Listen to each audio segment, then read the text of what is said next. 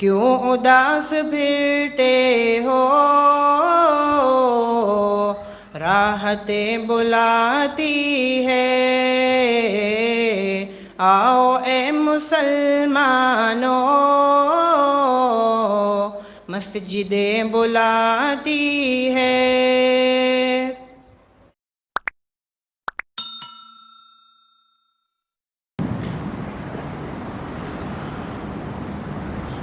الحمد للہ الحمد للہ وکفى وسلام علی عباده الذین اصطفى، خصوصا علی افضلهم وخاتم النبیین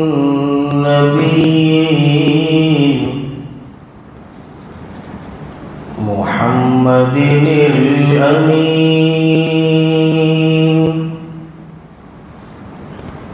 وعلى آله وصحبه أجمعين،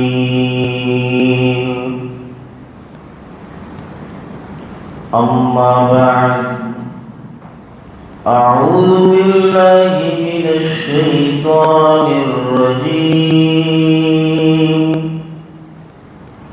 بسم الله الرحمن الرحيم،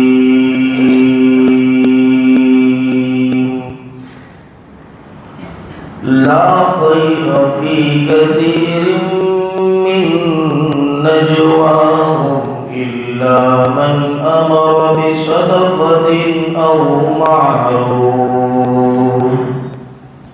أو إصلاح بين الناس،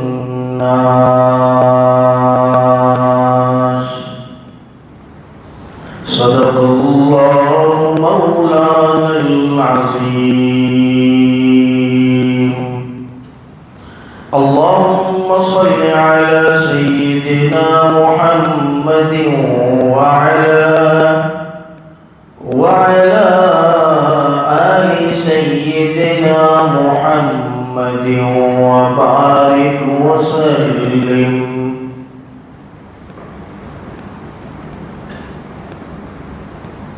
قابل احترام بزرگوں، بھائیوں، نیز مجلس میں حاضرین، علماء کرام، مفتیان اعظام اور طلباء عزیز،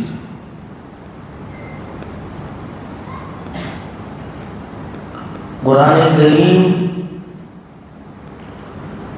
اللہ تبارک و تعالی نے ایمان والوں کو رہبری کے طور پر اپنی خوشنودی کی تلاش کے طور پر اور کامیابی کا یقین کامل بنا کر نبی اکرم صلی اللہ علیہ وسلم کے واسطے سے ہم تک پہنچایا ہے، اور اللہ تبارک و تعالی نے ساتھ ساتھ عقل سلیم بھی عطا فرمائی۔ اب سوچنا اور کرنا ہمیں ہے کہ ہمیں قرآن کریم کے راستے کے مطابق اور ہدایات کے مطابق، رہبری کے مطابق زندگی گزارنی یا شیطانی روش کو اپنا اوڑھنا بچھونا بنانا ہے۔ بہرحال آیت کریم عجیب و غریب جو آپ حضرات کی خدمت میں پیش کی گئی، حق سبحانہ و تعالی فرماتے ہیں، جس کا موٹا اور سادہ ترجمہ اور جس کو سادے انداز میں کچھ اس طرح سمجھا جائے کہ ہم آپسی جو گفتگو کرتے ہیں کوئی فائدے کی نہیں، کوئی خیر نہیں ہوتی اس سے۔ ہماری آپسی جو ٹائم پاس ہوتے ہیں، وقت گزاری ہوتی ہے، وقت کا ضیاع ہوتا ہے، اس میں محض اللہ کو ناراض کرنے کے علاوہ ہم دوسرا کوئی کام نہیں کرتے۔ تو اللہ تبارک و تعالیٰ نے بھی قرآن کریم میں یہی اعلان فرمایا، لا خیر فی کثیر من نجواہم، کہ کوئی خیر نہیں ہماری آپسی گفتگو۔ بڑے دکھ اور درد کے ساتھ کہنا پڑتا ہے کہ شام میں جب گاؤں کے چوراہوں پر کچھ نوجوان جمع ہوتے ہیں، رات میں ہوٹلوں کے اڈوں پر جو نوجوان جمع ہوتے ہیں، میں سب کی بات نہیں کرتا، البتہ اکثر و بیشتر یہ حال ہے کہ آپسی گفتگو کے اندر یا تو کرکٹ میچ ہوگا، IPL ہوگا، ورلڈ کپ ہوگا، فری فائر ہوگی، PUBG ہوگی، یا یہ کہ محلے کی غیر محرم کے تعلق سے کوئی نہ کوئی گفتگو ہوگی۔ یہ بڑا کڑوا اور تلخ سچ ہے لیکن حقیقت ہی کہ اس کا لفڑا کس کے ساتھ ہے اور اس کا ناجائز تعلق اس کے ساتھ۔ آج کس لنگور نے کتنے اسکور بنائے اور آج کس ٹیم نے کتنے رن کو فیس کیا اور چیز کیا اور جیت کو اپنا مقدر بنایا، بس یہ آپسی گفتگو، یا کسی کی غیبت ہو، کسی کی چغلی ہو، کسی کی برائی ہو۔ تو قرآن کریم نے کیا سچ نہیں کہا؟ لا خیر فی کثیر من نجواہم، یہ آپسی گفتگو کوئی خیر نہیں، البتہ کچھ آپسی گفتگو خیر کا سبب بن جاتی۔ چند ایسے بھی نوجوان ہیں جنہوں نے اپنی جوانی کو سدھایا، سنوارا، اللہ کے احکامات اور اس کے حکم کے مطابق چلایا، تو اس کی بھی تعریف فرمائی قرآن کریم، إِلَّا مَنْ أَمَرَ بِصَدَقَةٍ أَوْ مَعْرُوفٍ أَوْ إِصْلَاحٍ بَيْنَ النَّاسِ۔ ہمارے معاشرے میں کچھ نیک قسم کے اور صاف دل نوجوان ایسے بھی ہیں جو ایسے اللہ کی راہ سے بھٹکو ہوا کو ساتھ میں لے جاتے، ان کے مزاج کے مطابق کھلانے لے جاتے، پلانے لے جاتے، چائے کی لاریوں پر لے جاتے، لیکن وہاں کام کیا کرتے؟ إِلَّا مَنْ أَمَرَ بِصَدَقَةٍ أَوْ مَعْرُوفٍ أَوْ إِصْلَاحٍ بَيْنَ النَّاسِ۔ آپسی تعلقات کو کیسے استوار کیا جائے، خیر کے کام میں کس طرح اس کو لگایا جائے، کس طرح سے 5 وقتہ نمازوں کی صف اولیٰ کے ساتھ پابندی کرنے والا بن جائے، کس طرح سے اگر یہ عوام الناس سے تعلق رکھتا ہے تو مہینے کے اعتبار سے اللہ کے راستے کی 3 دن کی محنت میں لگ جائے، کس طرح سے سالانہ یہ چلہ لگانے والا بن جائے، اس کی محنت بھی کرتے ہیں چند نوجوان۔ بڑے مبارکباد ہیں اور بڑی تعریف قرآن کریم نے ایسے نوجوانوں کی فرمائی کہ ان کے مزاج میں، ان کے طریقے میں، ان کی تہذیب اور ان کے تمدن میں گھس کر ان کو دین کی دعوت دی۔ لیکن یہ طبقہ 10%، ورنہ 90% آج ہمارا نوجوان کا جو طبقہ ہے، یہاں تک کہ بوڑھوں کا جو طبقہ ہے، وہ اس معاملے میں لگا ہوا ہے، اس کی اور اس کی، یہ یوں کرتا ہے اور وہ یوں کر رہا ہے، اس کی زندگی کی روش ایسی اور اس کی ایسی۔ حاصل کلام کے فائدہ کچھ نہیں، اور ہم یوں سمجھتے ہیں کہ اللہ کو ہمیں حساب نہیں دے، اللہ کی ہم پر نظر نہیں، اللہ کی ہم پر واچ نہیں۔ تو سنو قرآن کریم کی آیت کریمہ جو آپ کو احساس دلاتی ہے کہ ہر وقت، ہر پل، ہر آن، ہر لمحہ، ہر لحظہ اللہ تبارک و تعالیٰ کی ذات تم پر نگران ہے، نگہبان۔ قرآن کریم نے ارشاد فرمایا کراما کاتبین یعلمون ما تفعلون، ہر وقت کرامن کاتبین، اللہ کے 2 فرشتے آپ کے ساتھ ہیں، خوب بھلی بھانتی جانتے ہیں کہ آپ کیا کر رہے ہیں، خیر کی بات کر رہے ہیں، عشر کی بات کر رہے ہیں، اللہ کو راضی کرنے کی بات کر رہے ہیں، یا آپ کی گفتگو کا جو حاصل ہے اور خلاصہ ہے اللہ کی ناراضگی۔ اللہ تعالیٰ خوب جانتے ہیں، اور اللہ تبارک و تعالیٰ کے فرشتے ایک ایک پل کی خبریں اپنے ساتھ لیے ہوئے۔ روز محشر جب حساب ہوگا، اللہ تبارک و تعالیٰ ہمارے کارنامے ہمارے سامنے رکھیں گے، اور اس وقت بھی اگر ہم نے جھٹلا دیا تو اللہ تبارک و تعالیٰ پورے فل پروف کے ساتھ ہمیں ثابت کر دیں گے کہ تمہاری یہ حرکتیں ہیں جو نہیں ہونی چاہیے۔ آج ہمارے پاس ایسی نمازیں کہاں، ایسے روزے کہاں، ایسی زکوٰۃ کہاں جو اللہ کو راضی کر سکے. اور جو تھوڑا بہت بھی ہو جاتا ہے اللہ کا شکر ہے، اللہ کا کرم. لیکن ہم تو تھوڑا بہت بھی کر لیتے تو یوں سمجھتے بہت کر لیا. لیکن ہمارے اصحاب سب کچھ کرنے کے باوجود سمجھتے تھے کہ میرا ایمان بھی سلامت ہے یا نہیں. چنانچہ کسی موقع سے نبی اکرم صلی اللہ علیہ وسلم نے حضرت حذیفہ ابن یمان رضی اللہ تعالیٰ عنہ کو منافقین کی پوری لسٹ بیان فرما دی تھی اور بتلا دی تھی. ایک ایک کر کے بتلایا تھا کہ یہ منافق ہے، اس کے دل میں نفاق ہے، بغض، عداوت. کسی موقع سے امیر المؤمنین حضرت عمر بن خطاب رضی اللہ تعالیٰ حاضر ہوئے حضرت حذیفہ ابن یمان کے پاس. کہا کہ میں نہیں چاہتا کہ آپ پورا لسٹ اور پورا پرچہ میرے حوالے کر دے، صرف اتنا بتا دے کہ کیا اس منافقین کی لسٹ کے اندر اور فہرست کے اندر کہیں عمر کا نام تو نہیں. خلفائے راشدین میں جن کا شمار، نبی اکرم صلی اللہ علیہ وسلم کے خواص میں جن کا شمار، جن کو اللہ تبارک و تعالیٰ نے تاجدار مدح محمد الرسول اللہ صلی اللہ علیہ وسلم کے خسر ہونے کا شرف بخشا ہے دنیا. امیر المؤمنین حضرت عمر بن خطاب کی بیٹی حضرت حفصہ تاجدار مدح کے نکاح میں موجود. اتنی نسبتوں کے بعد اپنے ایمان کی خیر منا رہے، اپنے ایمان کے بارے میں فکر مند ہیں. اور آج ہمارا حال کیا ہے؟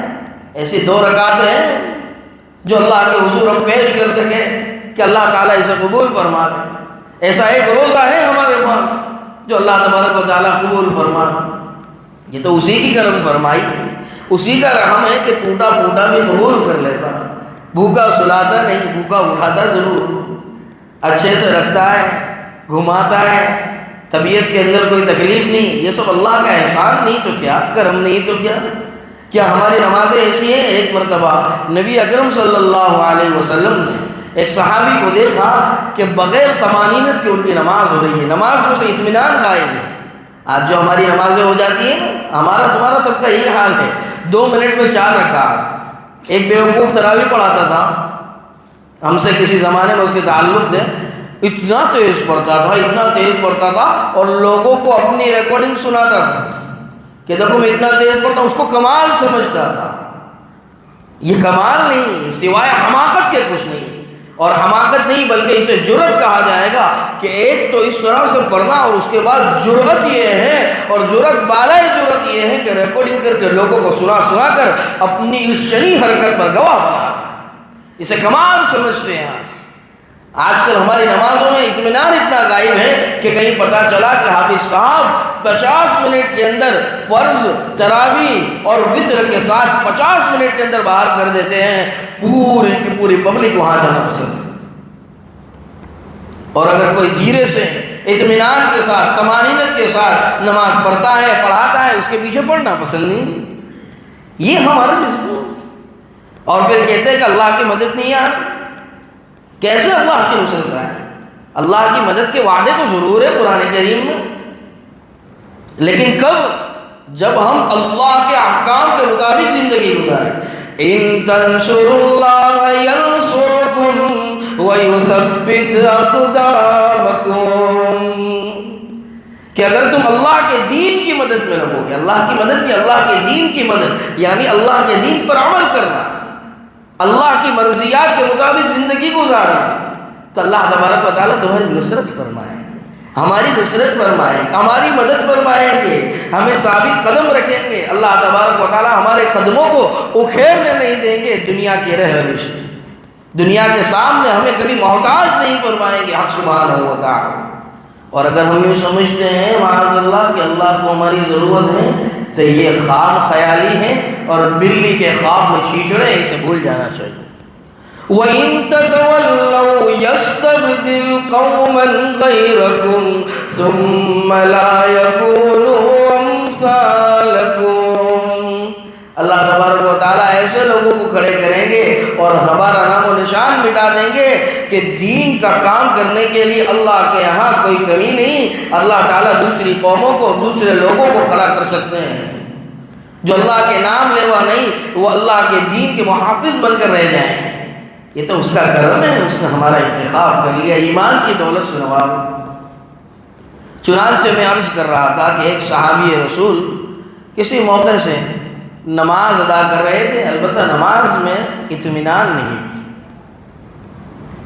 نبی اکرم صلی اللہ علیہ وسلم نے نماز کے ختم پر فوری اعلان فرمایا، ارشاد فرمایا، صلی فإنک لم تصلی، کہ نماز پڑھ، گویا کہ تو نے نماز پڑھی، اور اس کے بعد نماز کا اطمینان والا طریقہ بیان، اصحاب کے نماز کے واقعات، فضائل نماز پڑھے تو صحیح۔ حضرت شیخ نے جو لکھے، آج کل ہمیں وہ سمجھتے کیا پڑھنے کی، ارے زندگی کا لب لباب، زندگی کی کامیابی کی کنجی حضرت شیخ رحمۃ اللہ علیہ نے اس کتاب کے اندر جمع فرمائی۔ اور محدثین جو احادیث کو نقل کرتے وہ ایسے ہی نہیں کرتے۔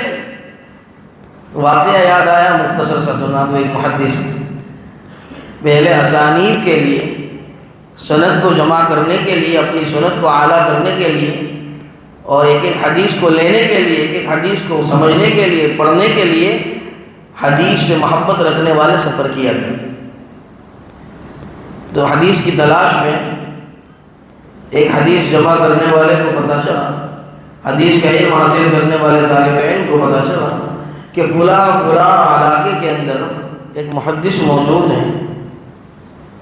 تو سوچا کہ سفر کرے اور حضرت سے حدیث کا علم حاصل کرے کہ کوئی نئی حدیث مل جائے، نبی اکرم صلی اللہ علیہ وسلم کا کوئی ایک نیا فرمان مل جائے جو اب تک میرے علم میں نہ تھا۔ پہنچے سفر کے، جب وہاں پہنچے اس محدث کے یہاں، تو گھوڑے کو وہ دور سے چارہ دکھا رہا تھا۔ جب گھوڑا قریب آیا تو انہوں نے چارہ ہٹا لیا اور اسے باندھ دیا۔ تو سفر کر کے جو حدیث کا علم لینے کے لیے آئے، انہوں نے کہا کہ آپ نے اس طرح سے گھوڑے کو یہ گھاس دکھلائی، چارہ دکھلایا اور قریب آنے پر ہی ہٹا دیا۔ تو کہا یہ تو محض بلانے کے لیے تھا، یہاں پر کھلانے کے لیے نہیں تھا، ابھی اس کو باندھنے کا وقت ہو گیا ہے۔ تو کہا کہ جب تم گھوڑے جیسے جانور، بے زبان جانور کے ساتھ دھوکہ کر سکتے تو کیا بعید ہے کہ تم ہم سے دھوکہ نہیں کر سکتے۔ کہا کہ آیا تو تھا علم حدیث لینے، لیکن اب جا رہا ہوں خالی ہاتھ، اس لیے کہ آپ کا اعتبار اور آپ معتمد شخص نہیں ہو سکتے کہ جو ایک جانور کے ساتھ دھوکہ کر سکتا ہے وہ کیا کسی انسان کے ساتھ دھوکہ نہیں کر سکتا۔ اتنے صاف شفاف طریقے سے ہم تک یہ احادیث کا علم پہنچا، اتنی نزاکت کے ساتھ ہم تک یہ احادیث کا علم پہنچا، اور آج ہمارا حال کچھ سمجھ نہیں، بلکہ بعض لوگوں نے تو اس کو ٹرینڈ بنا لیا ہے۔ سند جمع کرو، سند کے اور خلافتوں کے ٹوکرے سروں پر باندھو، اس کو یوں سمجھ لے کہ ہم ولی اللہ بن گئے، صوفی بن گئے، ہم علامۃ الدہر بن گئے۔ نہیں، ایسا نہیں، یہ سب بڑی اہمیت کی حامل چیز ہے۔ آج انا جو ہے، انا آئی ایم سم تھنگ، اس نے انسان کو برباد کر کے رکھ دیا۔ آج ہمارے دلوں کا حال یہ کہ ہم سمجھتے ہیں کہ ہم چومن دیگر نہیں۔ ہمارے استاد محترم حضرت مولانا حبیب الرحمان صاحب پالن پوری علیل چل رہے، اللہ تبارک و تعالیٰ انہیں شفا کاملہ عطا فرمائے، تندرستی عطا فرمائے، حضرت والا کا سایہ ہم پر دائم قائم فرمائے۔ اکثر بیان فرماتے تھے اسباق کے دوران کہ جو یوں سمجھتا ہے ہم چومن دیگر نیز، تو میں کہتا ہوں، یعنی ہمارے استاد فرماتے تھے کہ اسے سمجھنا چاہیے ہم چومن گیدڑے نیز، کہ تجھ سے بڑا گیدڑ کوئی نہیں۔ کھلواڑ کرتا ہے، نبی کی تعلیمات کے خلاف کام کرتا ہے، اور دین کا علم بردار اور امام امت کا اور پیشوا بننا چاہتا ہے۔ یہ ہمارا حال۔ اللہ کیا ایسا گندا دل لے کے جائیں، ایسا غلیظ قلب لے کے جائیں، لوگوں کے خلاف سازشیں کر کے، لوگوں کی غیبت کر کے، چوراہوں کو آباد کرتے، نمازوں سے اطمینان خلاص کر کے ہم اللہ کے یہاں جائیں۔ اللہ کے یہاں کیسا مقصود؟ اور آج کل ہم یہ جو کرتے بھی ہیں تو پھر ٹرینڈنگ میں ایک جملہ ہے، ایسا بھی کرنا پڑتا ہے تو ہی مال آتا ہے اور بچے ساتھ دیتے ہیں، تو اس دن مال اور اولاد کام نہیں آئے گی۔ یوم لا ينفع مال ولا بنون، اس دن نہ تمہارا مال تمہیں کام آئے گا، نہ تمہاری اولاد تمہارے کام آئے گی۔ یہ گندا دل لے کر گئے تو مال بھی کنارہ کش ہو جائے گا اور اولاد بھی بھی تم سے راستہ بدل لے گی اور پہچاننے سے انکار کرے گی، وہاں کیسا دل لے کر جانا ہے؟ قرآن کریم نے ارشاد فرمایا اِلَّا مَنْ أَتَى اللَّهَ بِقَلْبٍ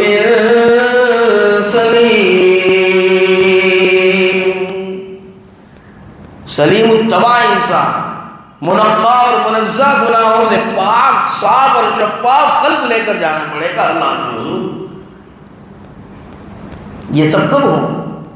جب اپنی زبان کو لغویات سے بچا کر ذکر اللہ میں مشغول کریں گے، شر کی باتوں سے ہٹا کر خیر کی باتوں میں مصروف کریں گے، قرآن کریم کی باتوں میں لگا کر قرآن کریم کے علاوہ جو غلیظ اور شنیع باتیں ہیں ان سے اپنے آپ کی حفاظت کریں۔ وہ چیز ہے آج کل مسجدیں دیکھتے ہیں تو ایک جملہ ہمارے استاد محترم بار بار بیان فرماتے تھے جو میں آپ کے سامنے بھی عرض کر دوں کہ اصحاب کرام کی نمازوں کا حال کیا تھا کہ مسجدیں کچی تھی، نہ ایئر کنڈیشنر تھا، نہ لائٹ تھی، نہ پنکھے تھے، نہ غالیچے تھے، زمین بھی کچی، سجدے میں جاؤ تو سر پر زمین کی سختی اور چبھن محسوس ہوتی تھی، لیکن ان کی نمازوں میں اطمینان تھا۔ مسجدیں ایسی تھی کہ اطمینان نہ ہو لیکن نمازوں میں اطمینان تھا، چونکہ دل کے اندر اور قلب کے اندر حقیقی محبت الہی اور حقیقی عشق رسول موجود تھا۔ آج ہماری مسجدیں پکی ہیں، ایسی بھی ہیں، غالیچے بھی ہیں، لیکن مسجدوں کو سکون والی بنائی، نمازوں سے سکون چلا گیا۔ اس کا مطلب یہ نہیں کہ مسجدوں سے یہ سب چیزیں ہٹا دی جائے۔ آج اللہ تعالیٰ نے کتنی نعمتوں میں رکھا، اس کے باوجود ہمارا حال ہی ہے۔ ایک صحابی رسول نبی اکرم صلی اللہ علیہ وسلم کی امامت میں نماز ادا کر رہے ہیں، دوران نماز جب رکوع سے اٹھے تو صحابی رسول نے سمع اللہ لمن حمدہ ربنا لک الحمد کے بعد کہہ دیا اپنی زبان سے حمدن کثیرا طیبا مبارکا فیہ۔ بعد از نماز تاجدار بطحہ محمد الرسول اللہ صلی اللہ علیہ وسلم نے اعلان فرمایا، یہ جملہ کس نے کہا؟ حمدن کثیرا طیبا مبارکا فیہ۔ بڑے کانپتے لرزتے صحابی رسول نے اپنا ہاتھ بلند کیا، سرکار میں نے کہا، سوچ رہے تھے ڈانٹ پڑے گی، سرکار نے مسکرا کر فرمایا میں دیکھ رہا تھا جب تو نے جملہ کہا کہ 30 فرشتے یا کم و بیش 30 سے زائد فرشتے تیرے اس جملے کا اجر لکھنے کے لیے دوڑ لگا رہے تھے۔ آج تو کیا حمدن کثیرا پڑھیں گے، کیا ربنا لک الحمد پڑھیں گے، سپر فاسٹ ایکسپریس چاہیے، امام بھی سپر فاسٹ چاہیے اور ہم تو ہے ہی سپر فاسٹ۔ 2 سجدوں کے درمیان بھی دعا ہے، کیا ہم نے کبھی وہ پڑھی؟ کیا ہمیں وہ معلوم بھی؟ یہ حمدن کثیرا طیبا مبارکا فیہ یہ کتنی بڑی چیز ہے، کیا ہمیں معلوم؟ تسبیح فاطمی کا کیا ہمارا اہتمام ہے نمازوں کے بعد؟ بس جلدی آئے اور چلے جائیں۔ یہ بھی کچھ ہی طبقہ ہے جو جلدی آئے اور چلے جائے، اکثر طبقہ تو یہ جو آنا ہی پسند نہیں کرتا، فرائیڈے ٹو فرائیڈے، جمعہ ٹو جمعہ دکھتے، عید سے عید ان لوگوں کے دیدار ہوتے ہیں۔ تو کیا ہم اس طرح سے اللہ کے حضور پیش ہیں؟ اسی لیے شاعر نے کیا خوب کہا، رہ گئی رسم ازا روح بلالی نہ رہی، فلسفہ رہ گیا تلقین غزالی نہ رہی، اور مسجد مرثیہ خواہیں کہ نمازی نہ رہے، یعنی وہ صاحب اوصاف جازی نہ رہے۔ ارے صحابیات کا حال یہ تھا کہ وقت تہجد اتنی لمبے رکوع اور اتنے لمبے قیام اور اتنے لمبے سجدے ہوتے تھے کہ واقعات کی کتاب میں لکھا ہے کہ اصحاب اور صحابیات کے پیروں پر ورم آ جاتے تھے، باوجود اس کے تہجد کبھی فوت نہیں ہوتی تھی، اور یہاں فرائض کا ٹھکانہ نہیں۔ اور پھر ہم سمجھتے ہیں کہ ہم جائیں تو لوگ کھڑے ہو جائے، پبلک کھڑی ہو جائے، مال بھی خوب ہو، اور دوسرا سب سے بڑا مسئلہ کیا ہے، وقت کم ہے وہ عرض کر دوں کہ آج ہمیں دیندار دکھنا ہے، دیندار بننا نہیں۔ آج کل یہ سب سے بڑا مسئلہ ہے.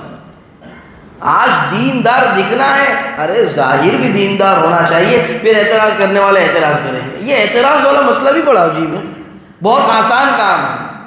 ابھی ایک بیوقوف نے اعتراض کیا کچھ دنوں میں کسی ایک عالم دین کے اوپر، تو مجھے پتا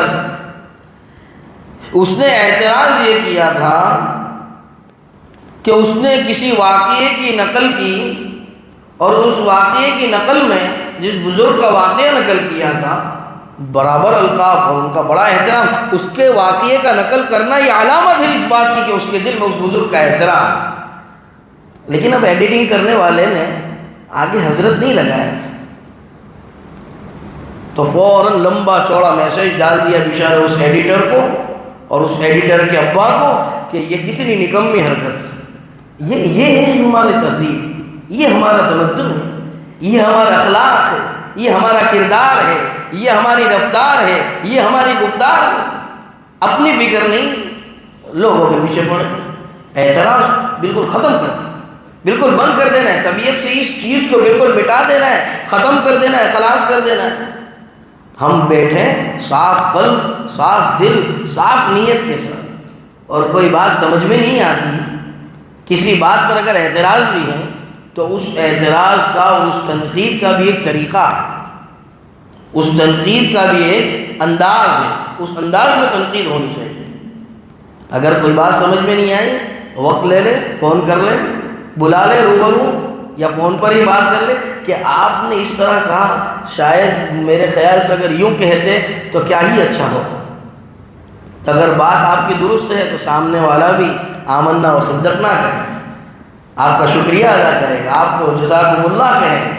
لیکن آج کل تو یہ وہی ہم چومن دیگر نیز، ہمسا کوئی نہیں پر ایک واقعہ چھوٹا سا یاد آیا، لطیفہ کہو یا واقعہ سناؤ میں تمہیں. ہمارے حضرت امیر شریعت گجرات حضرت مولانا قاری رشید احمد اجمیری نقش بندی دامت برکاتہم العالیہ، اللہ تعالی حاسدین کے اور باغیوں کے بغض سے حضرت والا کی حفاظت فرمائے. ایک مرتبہ دوران بیان فرمایا کہ جو سمجھتے ہیں نا کہ ہم چومن مجھ سے کوئی نہیں، تو واقعہ سنو. حضرت مولانا محمد عمر صاحب پالن پوری رحمت اللہ علیہ دوران گفتگو بیان فرمایا کرتے تھے کہ جب بکری کہتی ہے میں، قصائی اس کو پکڑتا ہے، ذبح کرتا ہے، ٹکڑے ٹکڑے کر دیتا ہے، بوٹیاں بوٹیاں کر دیتا ہے، فروخت کر دیتا ہے، لوگ اسے کھا لیتے. اور مینا جس کو ہم یوں سمجھیں کہ پوپٹ کی گھر والی، وہ کہتی ہے میں نا، تو اس کو محبت سے ہر آدمی چمکارتا ہے، پیار کرتا ہے، اس کے پسندیدہ پھل اسے کھلاتا ہے، کوئی اسے کاٹتا نہیں اور کوئی اسے بھول کر کھاتا نہیں. حقیقت حال یہ نہیں، سمجھانے کے لیے کہ جہاں میں ہے اس کے ٹکا اور بوٹی کر دیے گئے، اور جہاں میں نہ ہے وہاں کتنا احترام کیا گیا، زمانے نے عزتوں کے میناروں پر بٹھایا. یہ سمجھانا مقصود ہے، یہ اللہ والے سمجھا جاتے ہیں. اسی لیے تو صوفی قسم کے ایک بزرگ رہے ہیں علامہ شبلی رحمۃ اللہ علیہ، تقریباً غالباً ان کا نام ہے. ان کی مجلس کے اندر ایک فلسفر قسم کا انسان پہنچا، عجیب و غریب آدمی تھا. حضرت والا نے اپنی تقریر کے اندر بیان فرمایا کہ ہر وقت اللہ اللہ اللہ اللہ کے ذکر سے اپنی زبان کو لب و لبریز رکھے. وہ کھڑا ہو گیا، فلسفی قسم کا آدمی تھا. نام میں کیا رکھا ہے حضرت؟ ہم کہیں گے آگ آگ آگ تو کیا ہاتھ جل جائے گا، زبان جل جائے گی. ہم کہیں گے پانی پانی پانی تو کیا پیاس بجھ جائے گی. لیکن اللہ والوں کے پاس سمجھانے کا طریقہ ہوتا ہے. تو حضرت نے فرمایا کہ ٹھیک ہے بیٹھ جا گدھے. کیا فرمایا؟ بیٹھ جا گدھے. آنکھ بگولا ہو گیا، جلال میں آ گیا، مجھے گدھا کہا. حضرت نے فرمایا میں نے تجھے گدھا نہیں کہا، لیکن اگر میرے گدھا کہنے پر اس لفظ کا تجھ پر اتنا اثر ہوا کہ تو غصے میں آنکھ بگولا ہو گیا، تو کیا اللہ کے ذکر سے دل سرشار نہیں ہوگا، دل میں نورانیت پیدا نہیں ہوگی۔ یہ طریقے اللہ والے سکھا جاتے ہیں، اور آج ایسے ہی بزرگوں کے پیچھے کچھ ناتواں اور شنی قسم کے لوگ پڑے ہوئے ہیں۔ دعا فرمائیں اللہ تبارک و تعالی خیر کی باتوں کو زبان سے کہنے کی، کہلوانے کی توفیق عطا فرمائے، دل کو پاک فرمائے، صاف فرمائے، منقع فرمائے، اپنی یاد سے ہمیشہ بہرور فرمائے۔ اور اللہ تبارک و تعالی یہ بزرگان دین ہیں، یہ اولیاء اللہ ہیں، ان کی قدردانی کرنے کی توفیق سعید عطا فرمائے۔ انہی چند گزارشات پر 1-2 منٹ کی تاخیر کی معافی کے ساتھ میں اپنی بات ختم کرتا ہوں۔ وآخر دعوانا ان الحمد للہ رب العالمین۔ صلی اللہ علیہ وسلم